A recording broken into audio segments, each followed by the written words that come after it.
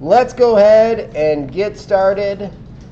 Today, we are going to solve a problem for my brother because I just went and visited him in Colorado, and he says, I got a problem. And I'm like, oh, we can design our way around that problem. He's got two things that he needs to click together in multiple positions. It's like a knee joint on a little cosplay object that he's building. So we are going to design what I think is a compliant mechanism. So a compliant mechanism is a flexible mechanism that achieves force and motion transmission through elastic body deformation. And I think that definition fits this object pretty well. So the idea is this thing flexes in as it rotates around and then clicks into position at these various points along its outer ring there.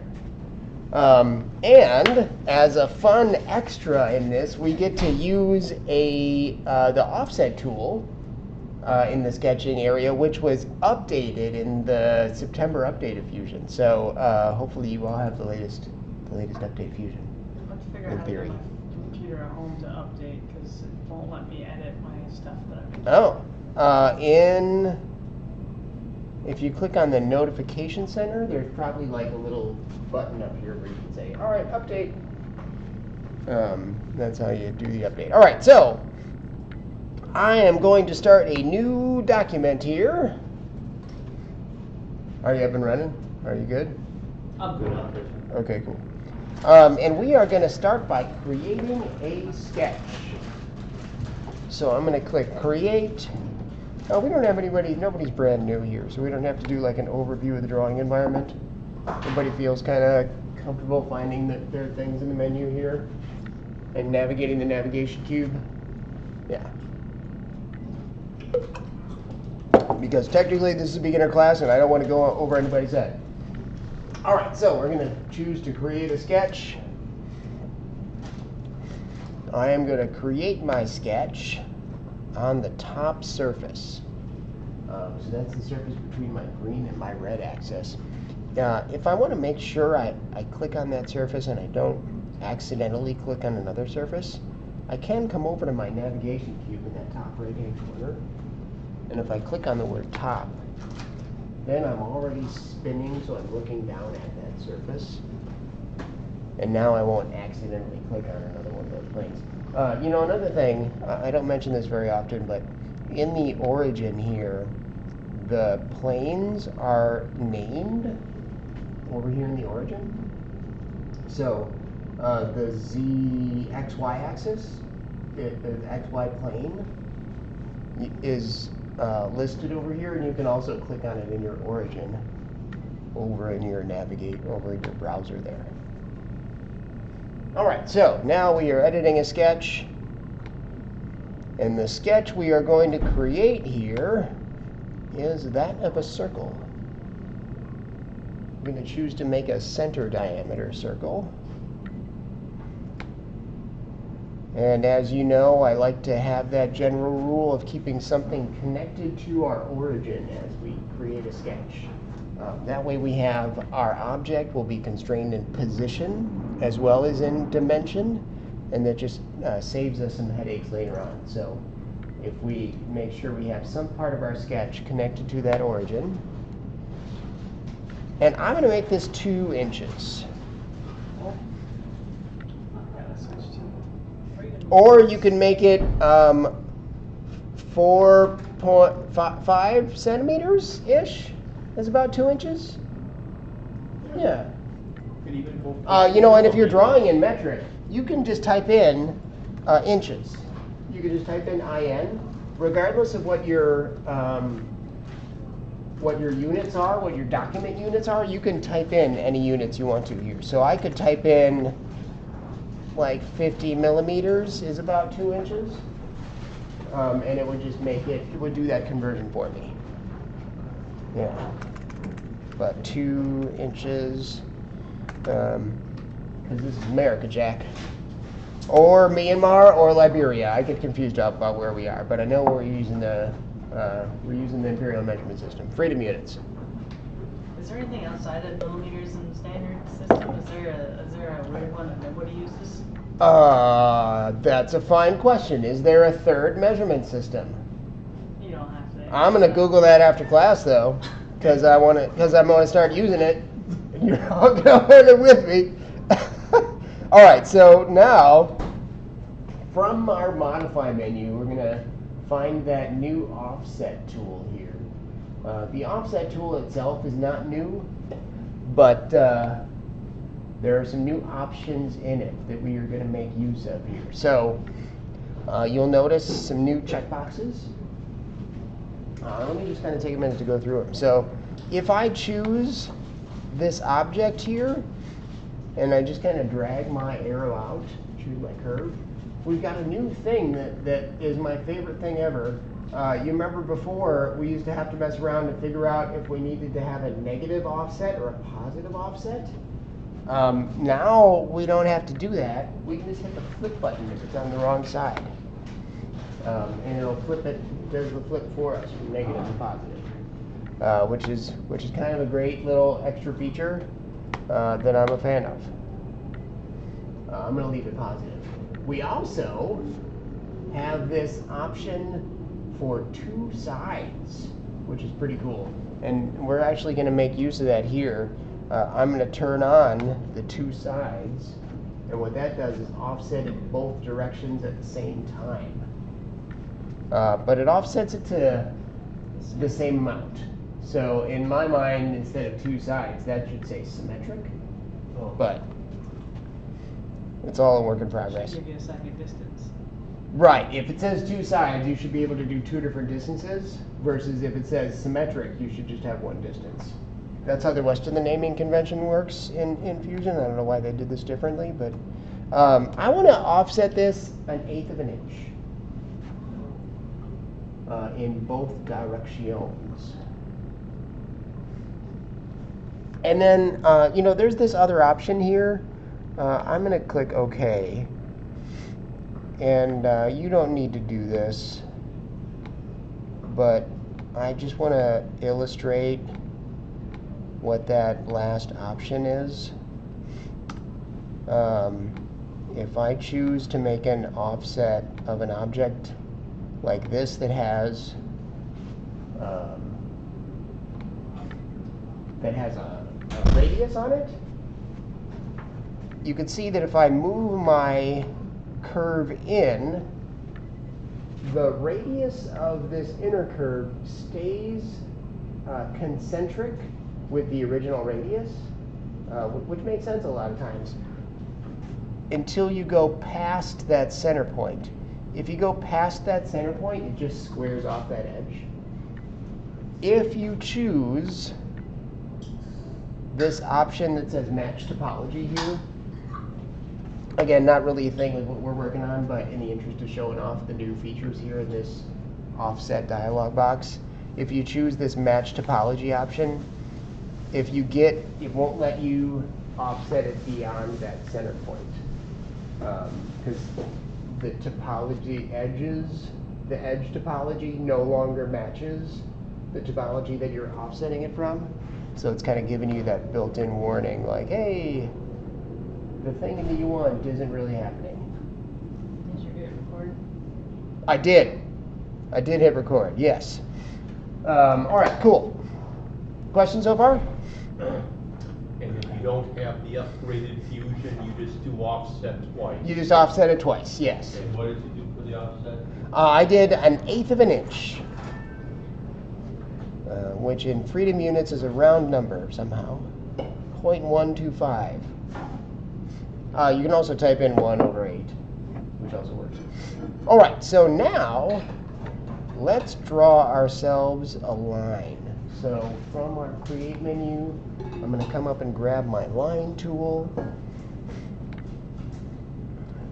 And I'm going to draw my line straight up.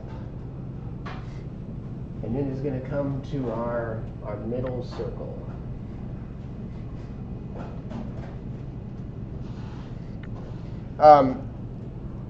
I don't have to specify a distance here because I'm snapping it to this line and I'm going straight up and down. So it's kind of giving me two constraints that is automatically adding.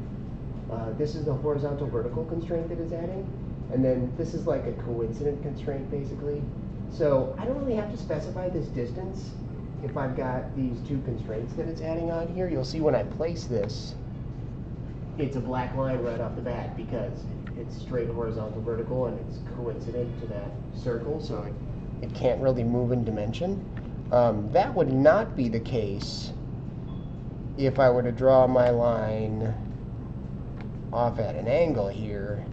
You can see I've got one constraint that's popping up, but if I place that, it's a blue line because it's not constrained in angle like it was the first time around. All right, oh boy, I undid too many times.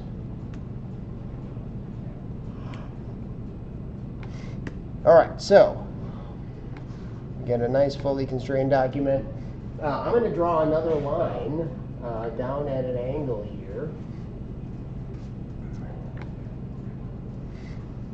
And again, I'm going to draw it to that middle circle. And I'm not going to worry about specifying an angle because we're going to add one after the fact here.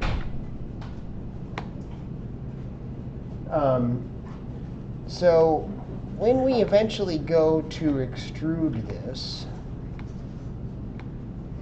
this is going to be most of what we extrude here. Cursor on the axis point right, And origin, it's supposed to give you. Go ahead. Carl. Yeah. The thing was giving me an FOAD. I tried drawing the line from the origin up, and the blue box never appeared. Oh, but I went down into my thing, and I had snapped the grid off, which I don't recall doing before. So I just went down in here, changed that setting. And now it does seem to be giving me the little happy box. Yeah, right on. Yeah, and it's a black line, so it looks like it's fully constrained there. So you got on it eventually. Yeah. Yeah. So now we drew another line kind of like down at an angle down here. Okay, about 60 degrees or 120 degrees. Yeah, 120 is what I want to make it, but I haven't defined that distance yet, or I haven't defined that measurement. We're going to do that next. So I just kind of drew a line down at an angle here. But I'm going to draw another line that I want to be halfway between these points. If I'm going to have two dimensions that are going to be based on two lines that are going to be based on one dimension, sometimes it's really handy to be able to drive. I want to drive this center line with whatever this angle is. So in order to do that, I'm going to create a user-driven or a user-created parameter. In our modify menu, if I come over to this change parameters option,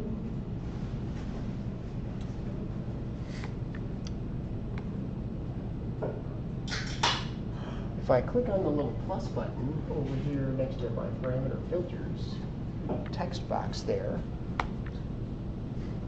it lets me add a user parameter here. And I'm just going to call this angle. My unit for this angle, units are important with user parameters here. My unit is actually going to be degrees. And then the expression here is going to be the 120 degrees that we just kind of mentioned. And then if I want to, I can add a comment here. Comments are always helpful for future you when you come back and look at this drawing and go, what was I thinking? What is that angle for? And this is the angle of the opening for the flex joint.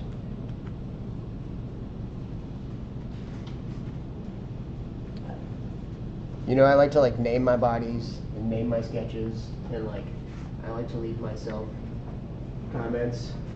I like it when future me goes, "Good job, past Carl." Or it's always the worst when future you goes, "Oh, that guy was an idiot."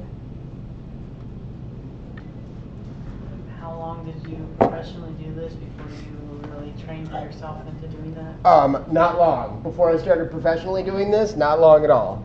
I got pretty quick at it. It didn't take too long of current me saying past me was an idiot for current me to learn something. Yeah. All right, cool. And then I'm going to go ahead and say OK here. And then I'm going to, now we've got a new user parameter that we've added. And I can just say OK over here. And now I can use that user parameter in my drawing here. So from my create menu,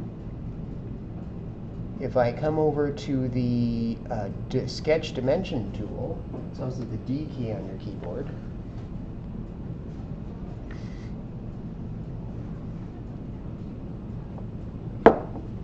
Sorry for all the sniffling. It won't be like last week where I had to go blow my nose 10 times during class. To add an angle dimension, what you'll do is you'll click on one line, and then you'll click on a second line, and then if you move your mouse between those objects, so I can either put my angle measurement on this side, or I can put my angle measurement over here. I'm going to put it on the inside here. And now it lets me specify what that angle is there. And that angle, if I just start typing in the word A, it goes, hey, here, look, there's a user parameter called angle, if you want to use that. So I can enter angle as my measurement. And then I'll hit enter again to place that measurement. So when I do that, it just says angle and then degree and it's red. Did I not do it right? Oh, there you go. I think you got too many spaces there. I mean, you try to get rid of. Let's go back to your user parameter. So hit escape. Modify, change parameters. And remove these degrees. And your expression, double click on that. Yeah. When your expression, can you double click on your expression there? Try getting rid of degrees there. And then say OK. Oh, just answer. And then if you double click on your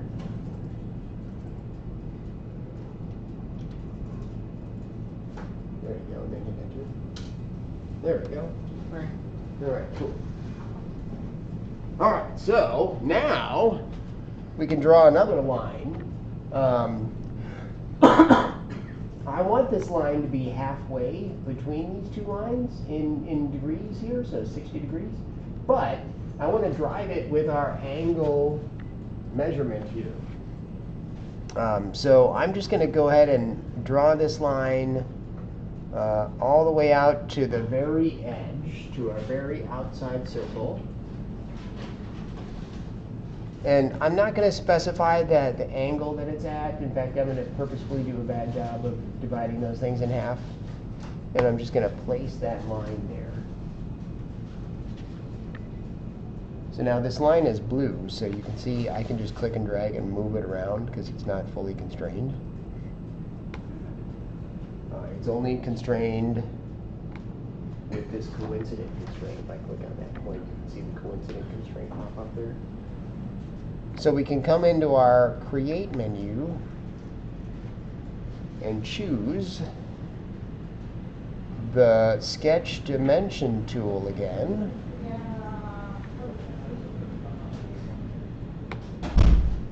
And I can specify the straight up and down line. And then the line that I just made, I'll click on that second. And then here's another angle measurement that I can place. And here I can type in angle divided by 2. And if I hit enter, then it pops right into place there. I'm going to go ahead and change this to a construction line because I don't need. How do you do that? If you click on the line, you can hit the X key on your keyboard, or you can hit change the line type in your sketch palette. So up here, our sketch palette, we can toggle on and off that construction line option there. I do this when I'm just going to be noting to myself that I'm just using that line as a reference for something. We're going to create a circle out here eventually. So this line is just a reference line, so I put the circle halfway in between these 2 points. But I do want to illustrate. Now, one of the things that's nice about those user parameters is I've got 2 measurements, 2 lines that are driven from this one user parameter here. Partially I do that because I don't really know what this angle is going to need to be. Changing this angle will change the way our flexure works. It'll change the amount of flex that we get when it's clicking around from place to place. So I want to be able to have a way to easily change that and try different angle measurements out. Try smaller, try longer. So just by coming in here to my user parameters and changing this to say 150 degrees, and if I say OK, both of those lines just automatically update, which is great. So having those user parameters really helps for that kind of stuff. All right. Now, the last thing that we need to draw here for now on this on the sketch is that circle I mentioned that we're going to draw at the end of where this construction line and that outer circle intersect there. So from our center diameter from our circle tool, we'll grab our center diameter circle. And then I'm going to place my center of my circle at the end point of my construction line. And then its radius will make it tangent to that middle point there.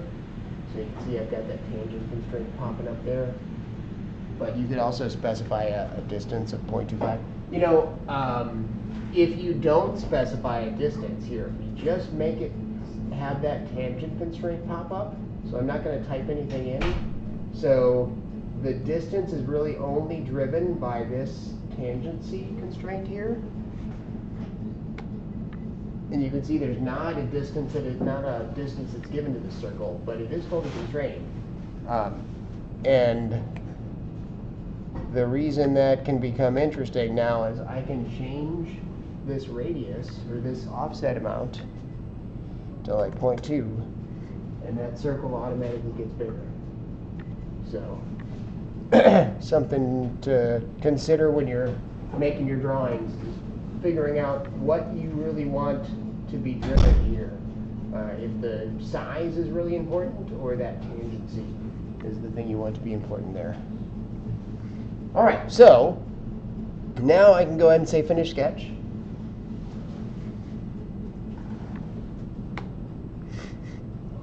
And then we can come up to I'm going to name my sketch. This sketch is it's the profile.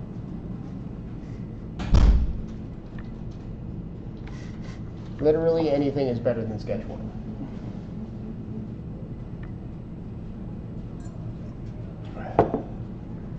Pile of circles. Crap ton of circles. 4 circles and 3 lines. That would be a good name also. All right, so from our create menu, we can grab the extrude option. And the objects, the profiles that I'm going to extrude are going to be everything except for this little cutout here.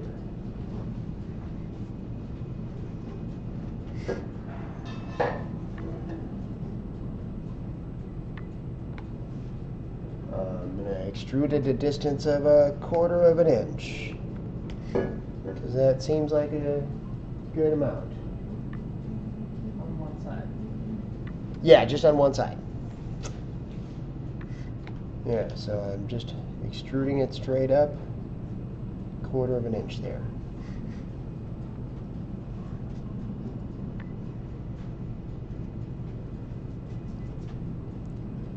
All right, cool.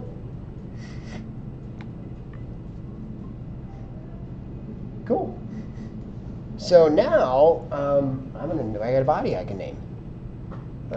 This body is the inner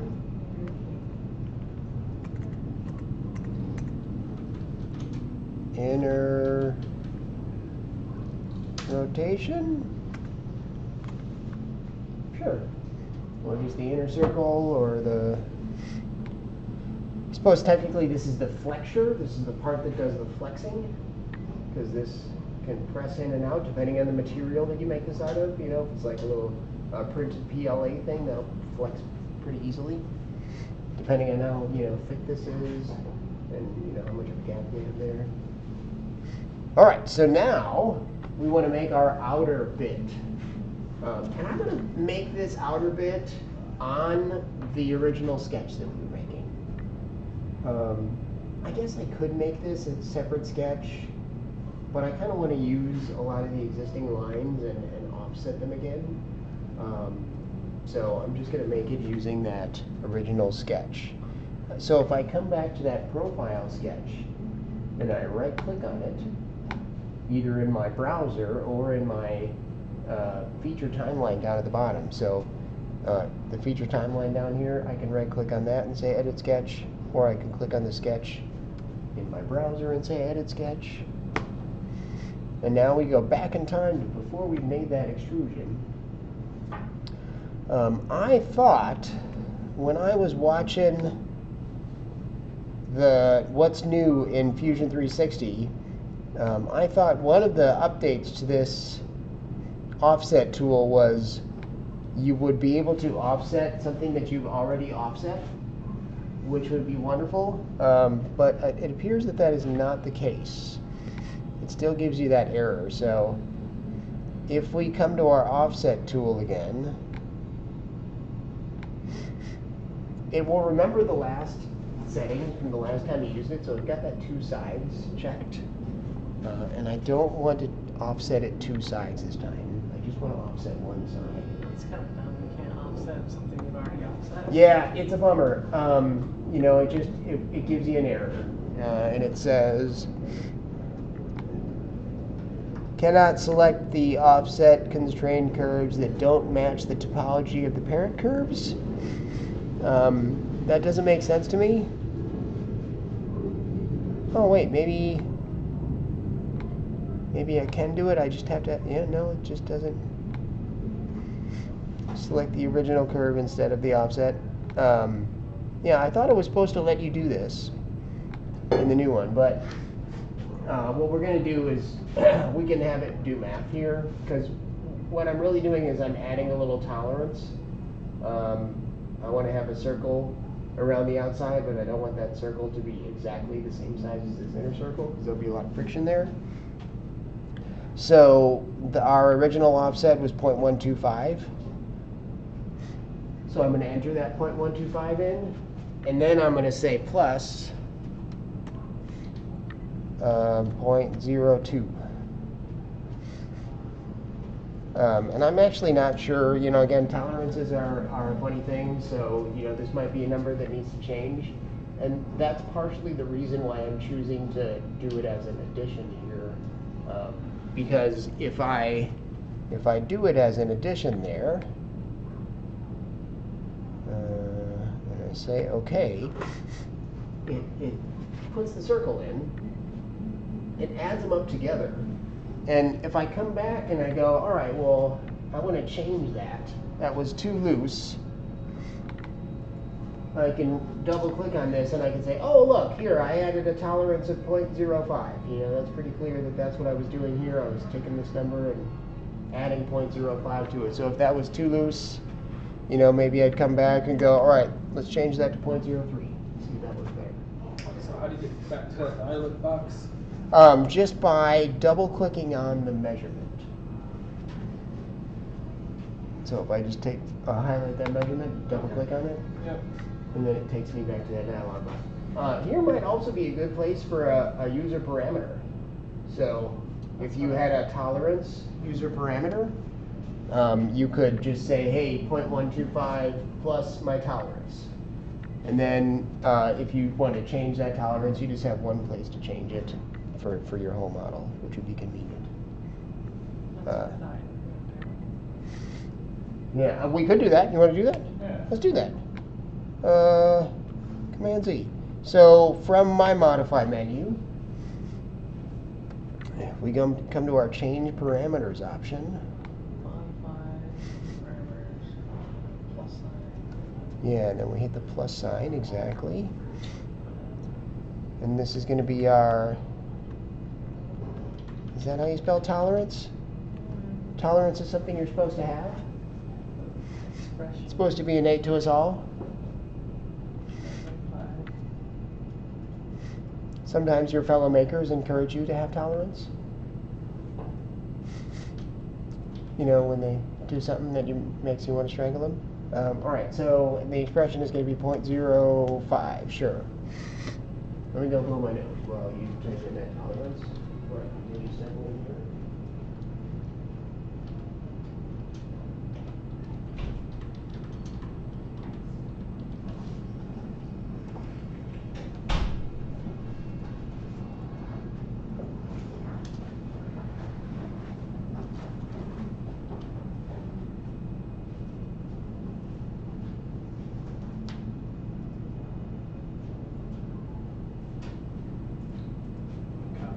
My computer keeps restarting.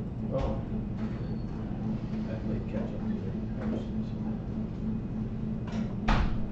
to I use user parameters constantly at work. Here, this is my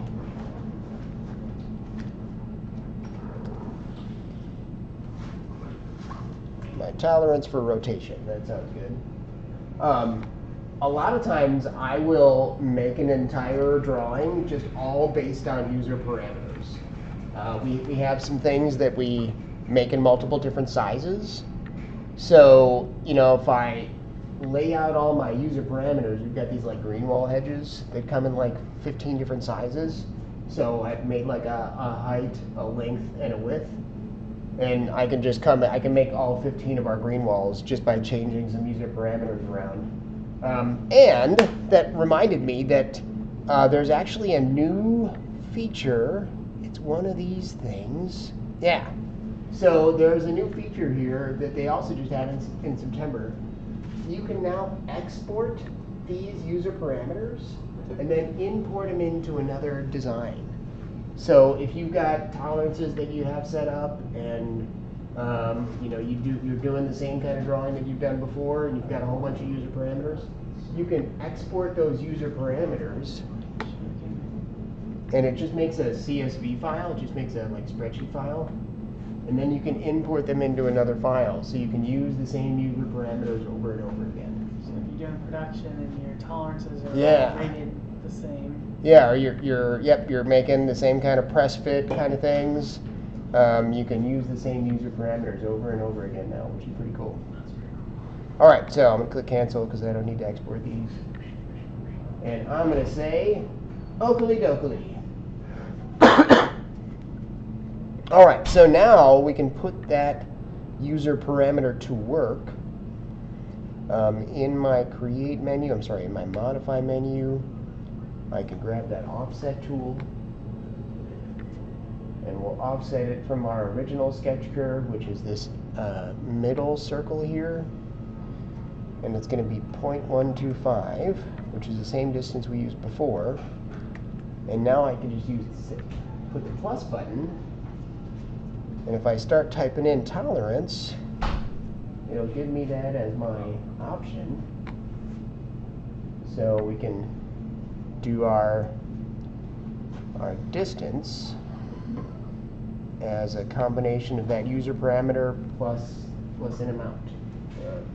You know, and I suppose we could drive this with a user parameter too, but you know, that's we'd have to go back in time a little bit. All right. And then I'm going to say OK. And I'm going to make one more offset. So the last offset that we're going to make here, if I modify, and then offset, it's right there. Our last offset is going to be from this tiny circle here. And that tiny circle, we're just going to offset a distance of our tolerance.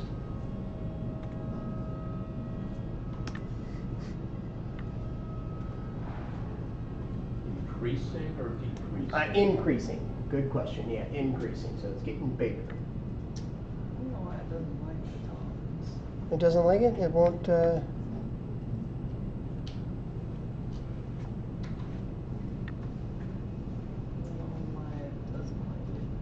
But when you do that, you lose your, whatchamacallit, Why is it okay? your tangency. Well, why was it red? I think just because you hadn't placed it yet. Oh, okay. Yeah. Yeah, so that outer circle isn't going to be tangent to anything, but this inner circle still is tangent to whatever this circle is here. So I can still change, well, not really. All right, so I was thinking like, oh, I can change this number, and things will be fine. But now if I change this number, things are going to happen that It's are always weird. going to be 50 thousandths larger. Well, If you so, change the circle, the small yeah. circle will change so it's tangent. yeah. And you still have the 50 thousandths offset Yeah, for that your works. tolerance figure. Yeah, so now my tolerance is inside this number. Like this is my tolerance line here. If I change this, because our tolerance, we added 0.125 plus our tolerance, so it wasn't driven by this measurement.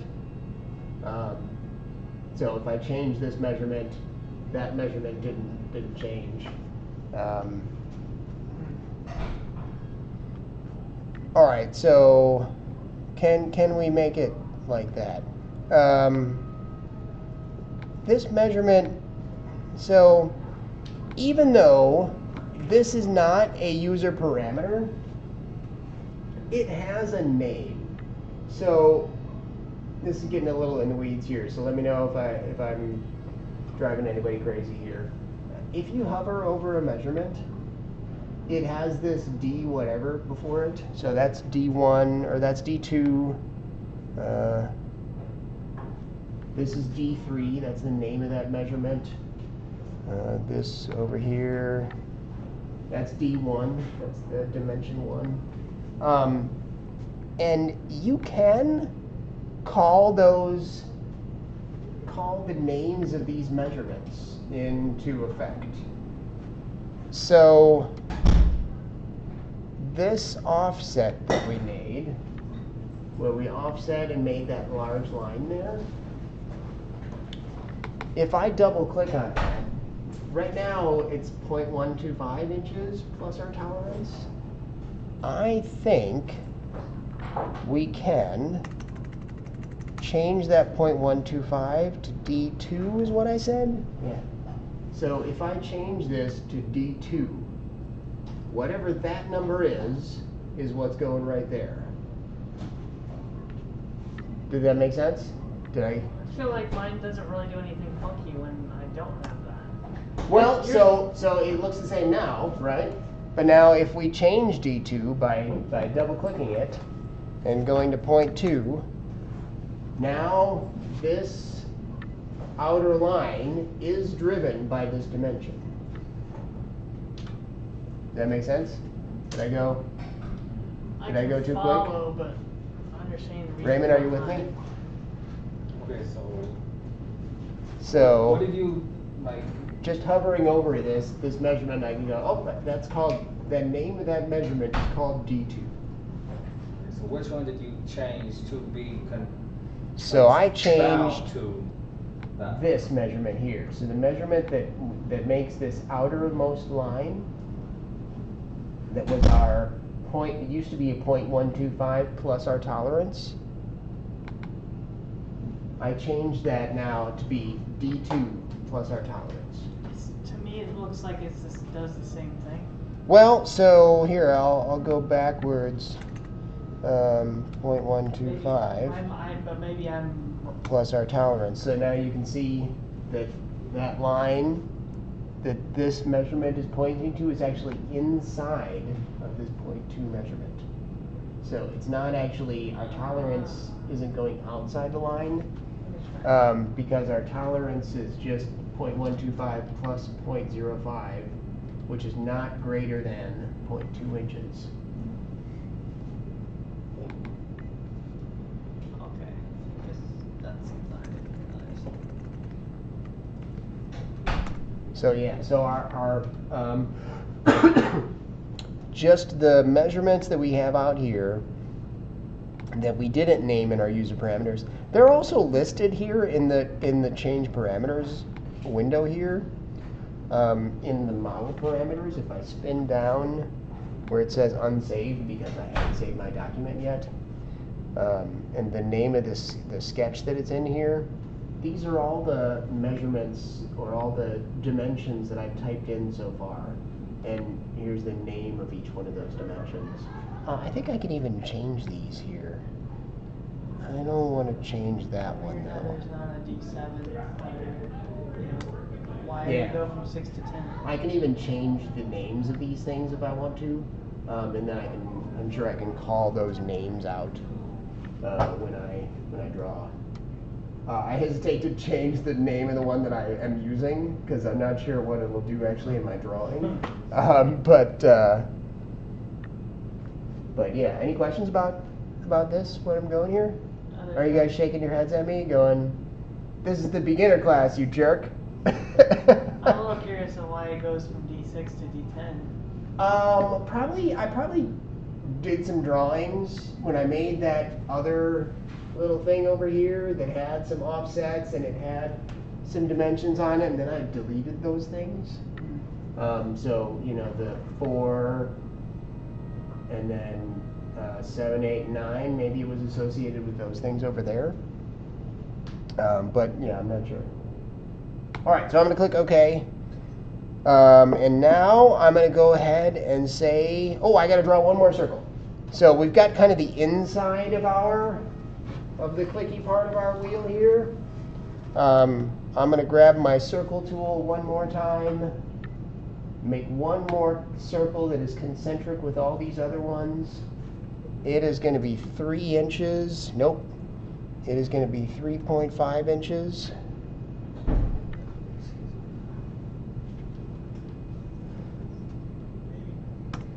And then I'm going to change this back to 0.125 because I changed that to 0.2.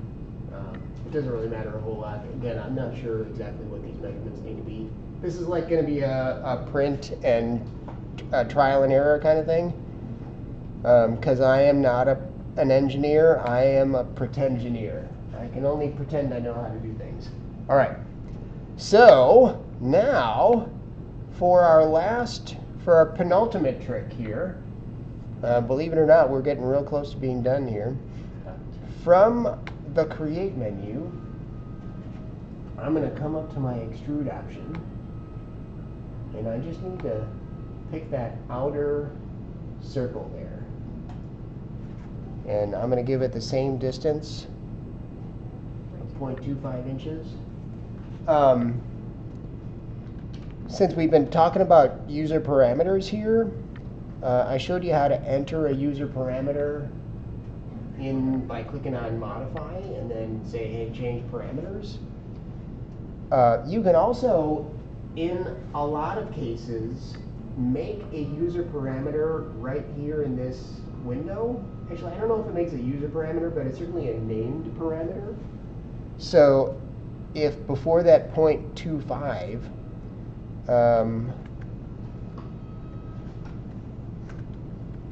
I can say thickness equals. And yeah, if I say thickness equals 0.25, you can see it over here too, thickness equals 0.25. You would want to do that the first time you extruded, though, right? Well, you could. I mean, the nice thing is user parameters are timeline independent. So now that very first extrusion that I made, if I right click on it and I say edit feature, instead of 0.25, I can start typing in that parameter, thickness.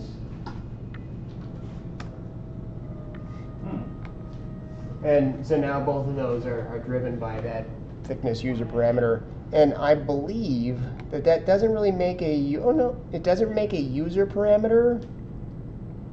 It just makes the name, it just makes the name of the parameter in the model parameters a named parameter that you can call. So instead of D13, this would have been, I guess, it's calling it thickness.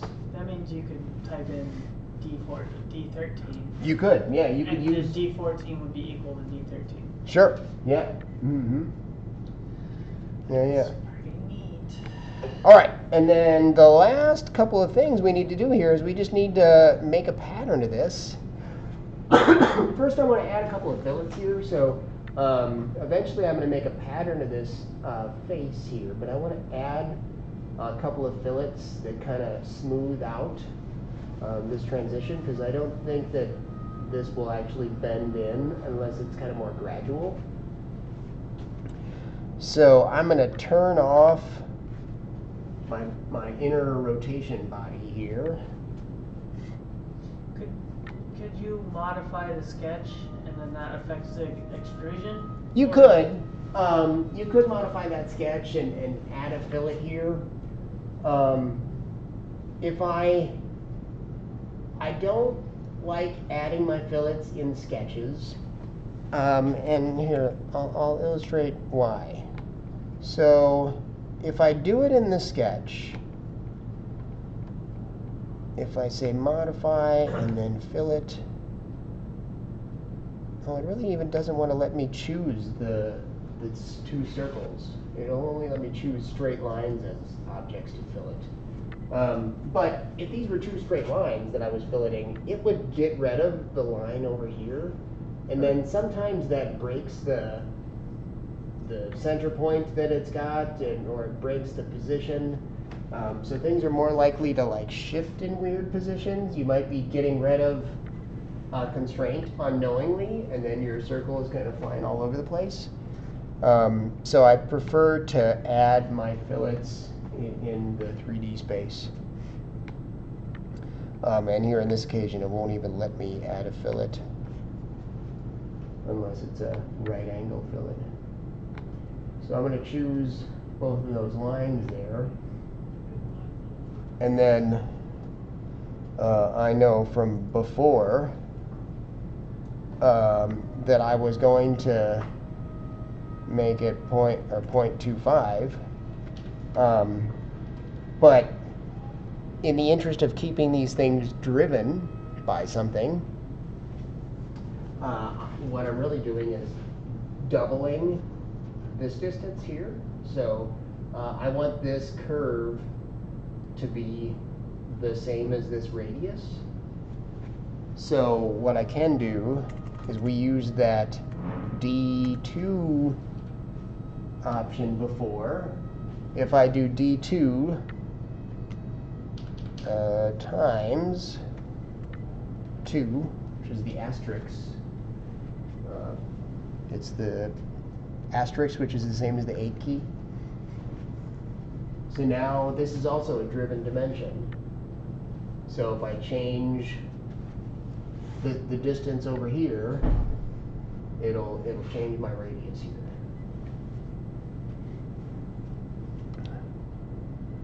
And then I'm going to say OK. And now I've got a nice swooping curve. We all have nice swooping curves. Sweet. Now the last thing we need to do here is this mechanism, which I'll call the outer ring. Right now this would only click into one position.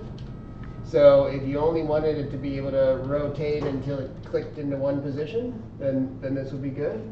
But in this case, we want to be able to click into multiple positions. So from our Create menu, we can come down to the Pattern option, and we want to make a circular pattern.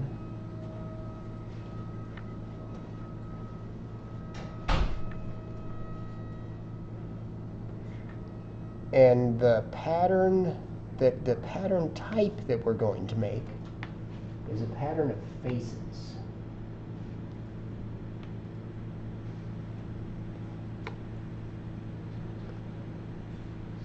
And then the faces that we're going to choose are going to be the three faces that kind of make up this feature here. So it's our fill it in, our radius, and then our fill it out. And then as the axis that we're making this fillet around, I'm going to choose my z-axis here, but in reality, you can choose any curve that shares that z-axis as the center point. So I can pick any of these curved lines here. They will click the outer, or the same one that you're on. Yeah, so you could click on this circle out here, or this circle here. Any of these circle lines will suffice. They all have the same center point, so they will all work just fine. And then the number here, I'm going to set to a number that doesn't make them overlap. So here you can see my circles are overlapping with each other, or my faces are overlapping with each other. I don't think that'll work. If I say OK, oh, it does work. I thought for sure that would swear at me. I mean, I can put 30 in there. Yeah. I'm going to change it to 12. That seems like a good. Oh, if you do 30, you get like waves, Yeah. And you probably want to maintain the full amount of this circle here, so you get a good holding force. Otherwise, your holding force isn't that much. If it doesn't need to flex in as much to move from one position to another. 13 gives you a tiny slice. Tiny slice, yeah. I just don't like using that number, 13. 12 is such a nice round number. You can do 12 or you can do 14, but 13 is unacceptable. All right, and then I'm going to go ahead and click OK. And I'm going to hide my sketch so we can see our work there, and there we go. So now that you've drawn all those fillets and pattern, can I make a print of the sketch? Can you make a print of the sketch? Yes, because I've got my 3D rendering now that I can look at in 3D space. Oh, yeah. Can I create a drawing which is the silhouette of that? Yeah. A drawing just for the purpose of putting dimensions on it and stuff? Yeah, so I guess we don't do this a whole lot, but we got 4 minutes left. If I click on the File menu, which is the little piece of paper looking thing up at the top here, next to the 3.5-inch floppy disk. So if you click on New Drawing, you can make a new drawing from Design. I have to save this before it'll let me make a drawing from it.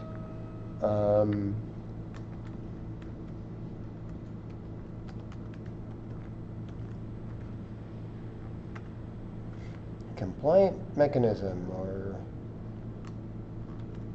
So I like to be able to visualize it, but then also have a useful 2D representation of it in multiple different orientations. If that makes sense. For yeah, everybody. totally. So if I save this in my Auto Monday project, it'll let me choose my page size. So when I do this, I tend to make these 11 by 17s because we've got that, and I like to make them nice and big. So what do you go with the sketch? What's that? So what do you? So from our file menu, we say new drawing. From design? Yeah, new drawing from design. And then if you haven't saved it, it'll make you save it. And then it'll give you this dialog box here. There are probably rules about what these things mean. I'll be honest, I don't know what these things mean. This is like a different page setup, maybe. I don't know anything about drawing standards. But I know that you can change the page size, and that's cool. And then I can say OK, or you can change the orientation here. And I can say OK. And that'll open up a whole new tab. So I've got a new tab up here. You'll notice this is like a new file basically. And it starts me off with a base view that I can add here. Right now we're looking at the side of this thing. I'd like my base view to be looking at the top of it. So I'm just going to kind of put that somewhere for now. Just click to place it down. And then I'm going to change this orientation from front to top. Yeah. So, And then I'll change my scale. This is a pet peeve of a lot of people when you're looking at a drawing. These are scales that are measurable. These are not. Don't use these things. People who have to look at drawings will not like you if you choose these things. You wanna choose the things that are actual inches. The beautiful thing about a drawing is you can take a ruler to it and measure something on the drawing that's not called out as a measurement, and go, all right, now it's 1 inch equals 3/16 of an inch, or 3/16 equals 1 inch. I'm sorry, 1 foot. 3/16 equals 1 foot. So now I can figure out how big this thing is just by putting a ruler on it. And you know, for this thing, because it's only 2 inches, we want to do like a 1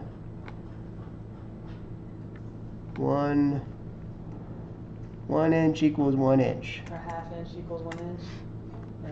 Or you could double it. You could make it twice as big if you wanted to, but you know, basically 1 to 1. So 1 inch equals 1 inch there.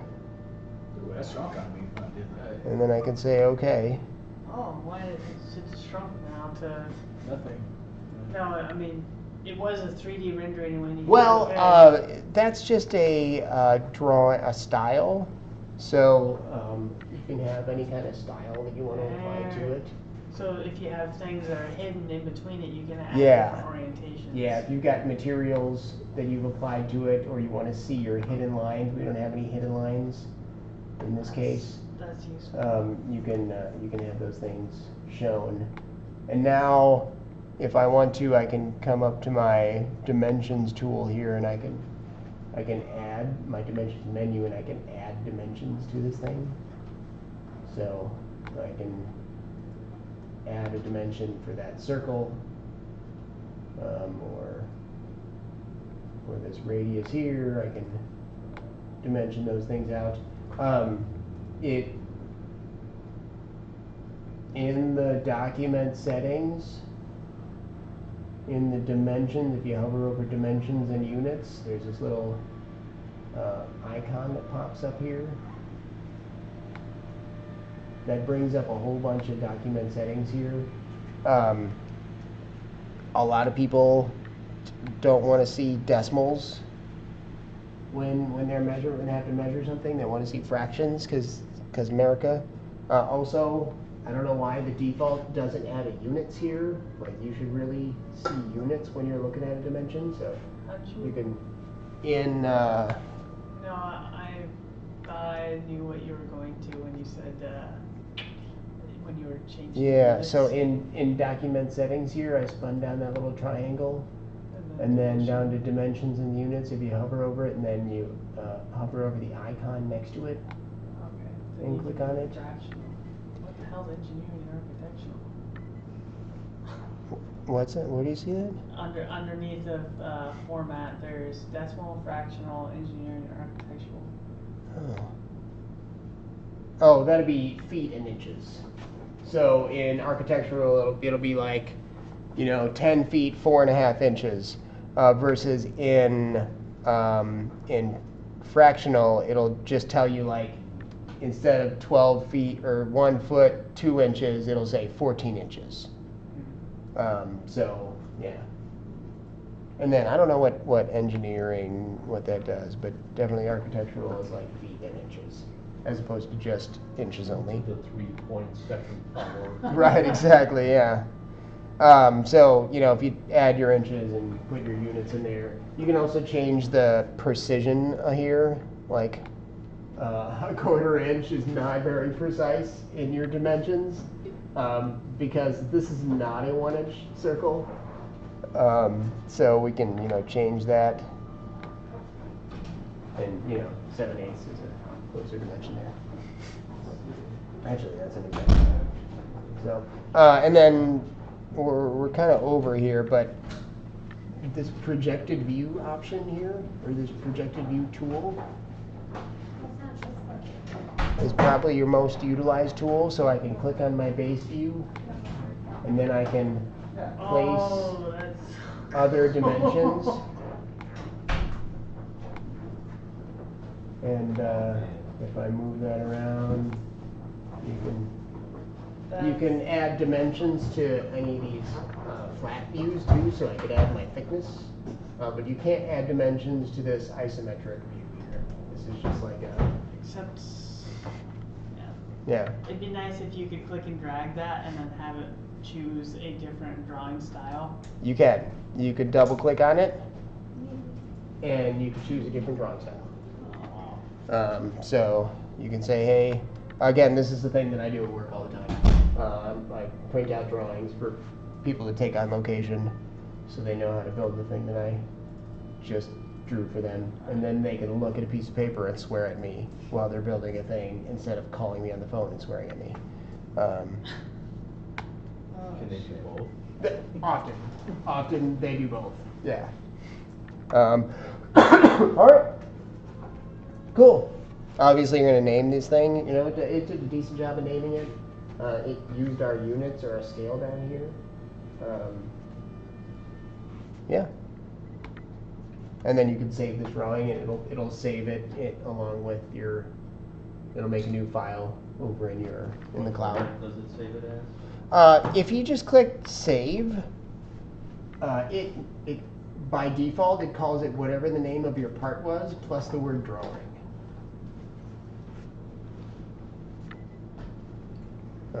And then it's going to default to saving it to the same location that my part was there. Those are very helpful.